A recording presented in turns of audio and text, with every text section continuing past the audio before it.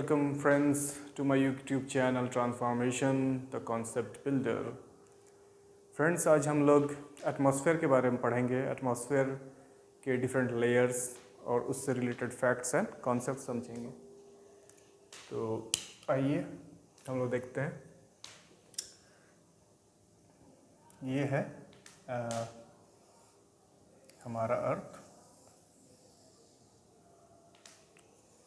इसमें जो है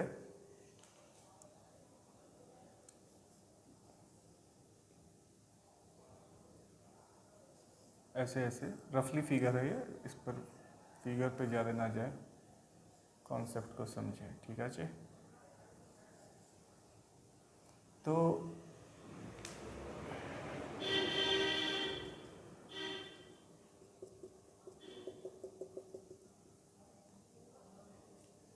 इसमें जो है एक होता है लिथोस्फीयर, ठीक। दूसरा होता है हाइड्रोस्फीयर और तीसरा होता है एटमॉस्फेयर। तो जो रिजिड पार्ट है अर्थ का, जो भी सॉलिड पार्ट है जिस पर हम लोग चलते हैं, जिस पर बिल्डिंग बनाते हैं, जिस पर रेलवे बनाते हैं, जिस पर ब्रिज बना रहे हैं, जिस पे और भी कोई भी एक्टिविटीज़ कर रहे हैं, ग्राउंड बना रहे हैं, स्टेडियम बना रहे हैं, जितना भी सॉलिड पार्ट है, जितना भी सॉलिड पार्ट अर्थ का है, वो सारा लिथोस्फीयर के अंदर आएगा, ठीक है। और जितना भी वाटर का पार्ट है, like river, ocean, glaciers, seas, जितना भी वाटर बॉडीज़ है अर्थ पे, जितने भी वाटर बॉडीज़ है वो सारे हाइड्रोस्फीयर में आएंगे, ठीक है। सॉलिड पार्ट सारा लिथोस्फीयर में। लिथ मतलब, इसको याद रखिए आप, लिथ जहां आया that is related to land. L for lith, L for land. और हाइड्रो याद रखिए, हाइड्रो जहां भी आएगा that is related to water body, ठीक है।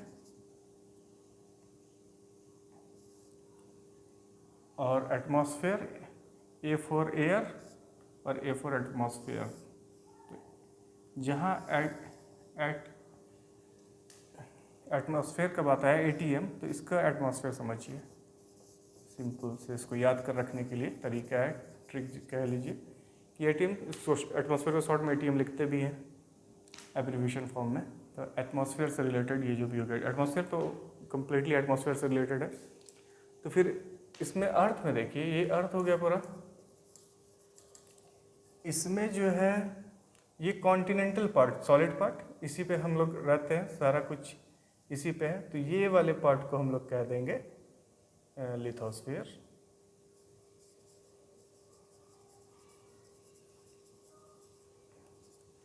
और कंप्लीट वाटर बॉडी आप लोगों को तो पता ही होगा, 3/4 पार्ट जो है वाटरी बॉडी से अपना अर्थ भरा पड़ा है, और ओनली 1/4 पार्ट कॉन्टिनेंट का पार्ट है। तो ये लिथोस्फीयर हो गया। और ये वाटर बॉडी जितने हैं ये सारे मिलके कंपोज करते हैं हाइड्रोस्फीयर,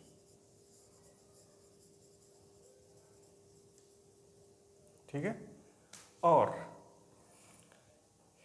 लिथोस्फीयर और हाइड्रोस्फीयर को जो सराउंड करता है, मतलब कि एयर चारों तरफ से,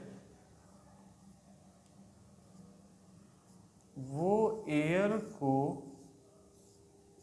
हवा जिसको कहते हैं, जिसमें oxygen, nitrogen, carbon dioxide, CO2 ये सब जो है, इसको हम लोग कहते हैं एटमॉस्फेयर, ठीक है।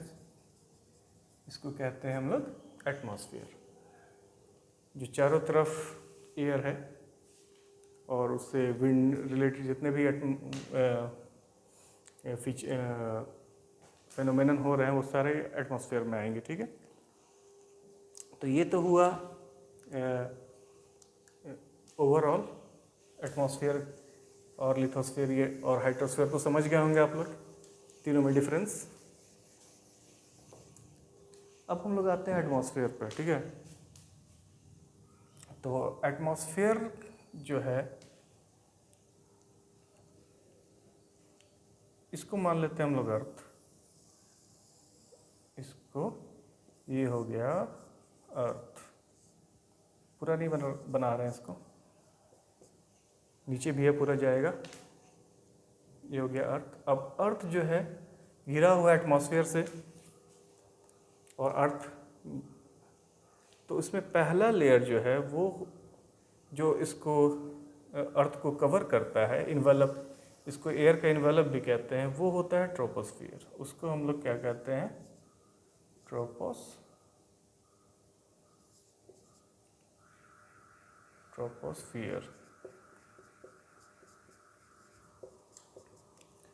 इसको कहते हैं हम लोग ट्रोपोस्फियर। ये अर्थ से जो है लगभग 13 किलोमीटर, इसका अर्थ से लगभग 13 किलोमीटर इसके ऊपर तक, अर्थ से जो है लगभग 13 किलोमीटर ऊपर तक ट्रोपोस्फियर फैला हुआ है। और इसी में जितना भी वेदर और क्लाइमेट चेंज आता है सब इसी लेयर में होता है। पानी इसी में बरसेगा, जितना भी क्लाइमेट और वेदर रिलेटेड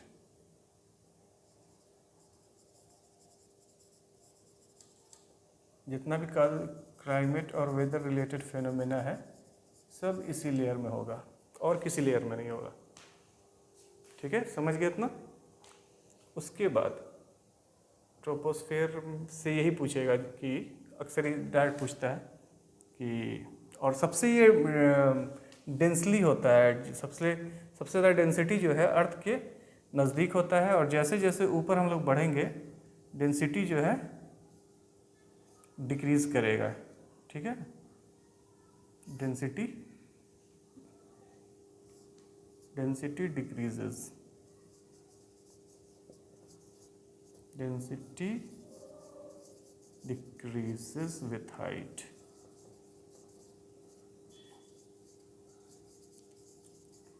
और इसमें डेंसिटी भी डिक्रीज करेगा और टेम्परेचर भी डिक्रीज करेगा ट्रोपोस्फियर में। जैसे जैसे हम लोग ऊपर उठेंगे, ऊपर आएंगे, इसमें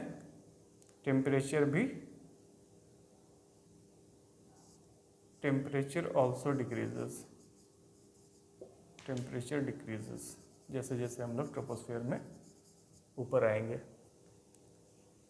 1 डिग्री टेम्परेचर जो है,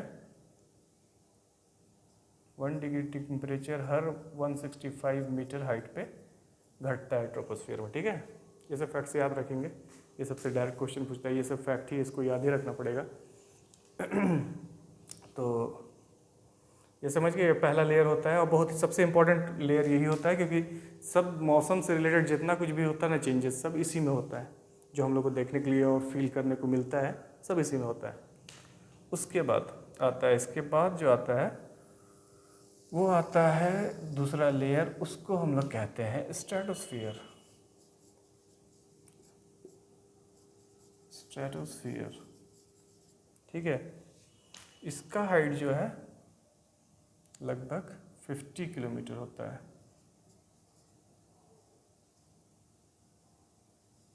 इसका 50 किलोमीटर विड्थ होता है। और इसका सबसे इम्पॉर्टेंट है कि इसमें ही, इसी लेयर में जो है, इसी जोन में ओजोन लेयर पाया जाता है। ओजोन लेयर पूछता है एग्जाम में कि ओजोन लेयर किस एटमॉस्फेयर के जोन में पाया जाता है, तो वो स्ट्रेटोस्फेयर लेयर में पाया जाता है। स्ट्रेटोस्फेयर में ओजोन का लेयर होता है। इसका काम क्या है तो जानते ही होंगे, ये हम लोग को सन से जो आ रहा होता है, सन से जो यूवी रेज आ रहा होता है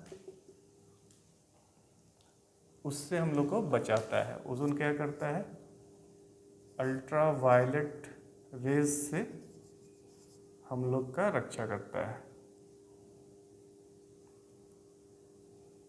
यूवी रेज से हम लोग को बचाता है। ठीक है, और दूसरा क्या होता है कि स्ट्रेटोस्फियर में ही जितना भी प्लेन है, एरोप्लेन मतलब जितना भी एरोप्लेन है या फिर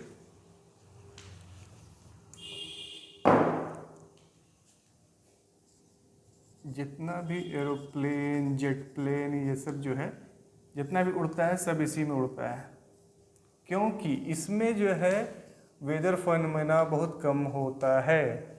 इसमें कोई भी डिस्टर्बेंस इस लेयर में, स्ट्रेटोस्फेयर में नहीं होता है। सबसे शांत और काम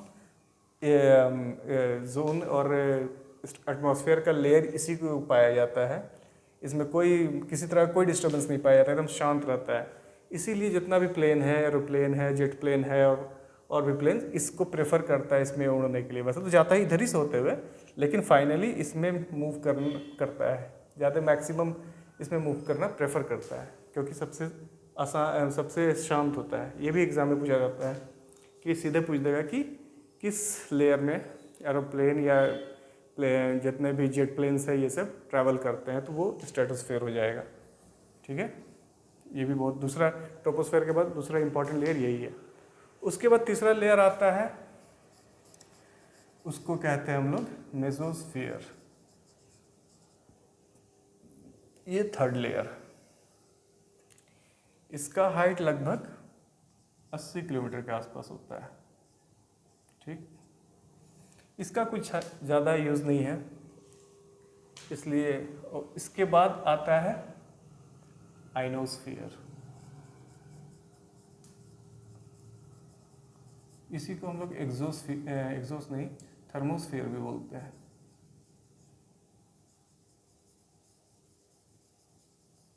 ये होता है हमारा फोर्थ लेयर, और इसका हाइट 80 से लेके 400 किलोमीटर तक होता है।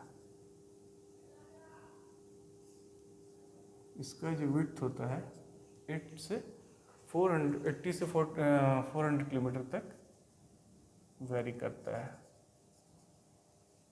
ठीक है, और इसमें जो है इलेक्ट्रिकली चार्ज्ड आयंस पाए जाते हैं। इसमें क्या पाए जाते हैं, इधर इलेक्ट्रिकली चार्ज्ड आयंस पाए जाते हैं।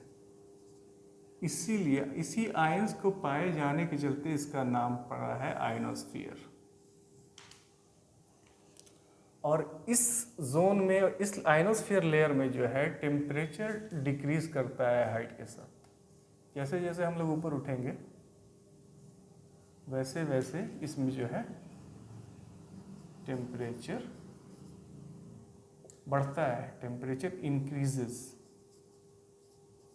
increases with height या एल्टीट्यूड। ठीक है, इसमें टेम्परेचर।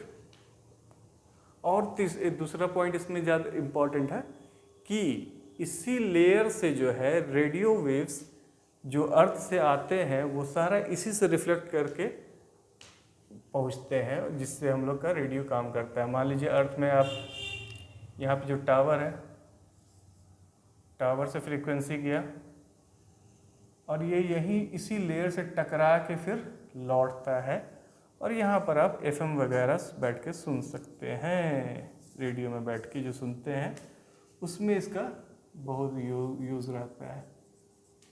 रेडियो वेव्स इसमें पाए जाते हैं, तो रेडियो वेव्स रिफ्लेक्ट करते हैं इससे।